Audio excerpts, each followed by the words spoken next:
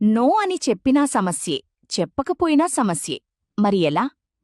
చాలామంది మంచివాళ్లుగా కనిపించాలనే ప్రయత్నంలో లేనిపోని చిక్కుల్లో పడుతుంటారు. ఫలితంగా తమ సమయంతో పాటు ప్రశాంతతను కోల్పోతుంటారు. ఇందుకు ప్రధాన కారణం ఎవరు ఏ పని చెప్పినా సరే అని ఒప్పుకోవడమే. కాని కాదు, లేదు, కుదరదు అని చెప్పినా ఎదుటివారితో మనస్పర్ధలు తప్పవు. ఎస్ లేదా నో అని చెప్పడం గురించి పక్కన పెడితే మన నిర్ణయం చెప్పడం సెల్ఫ్ రెస్పెక్ట్. నచ్చితే ఎస్, నచ్చకుంటే నో. ఎస్ చెప్పితే మనం ఇబ్బంది పడినా ఎదుటివారితో ఎలాంటి సమస్యలు ఉండవు. కాని నో చెప్పితేనే లేనిపోని విభేదాలు.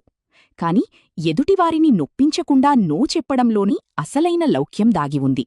మరి ఎలా చెప్పాలంటే? నో చెప్పాలనుకున్నప్పుడు శాంతంగా మాట్లాడాలి. ఇప్పుడు కుదరదు, నాకు టైం లేదు అని సింపుల్గా చెప్పాలి. అలా అని ఎక్కువ ఎక్స్ప్లనేషన్ లేదా కారణాలు చెప్పకూడదు.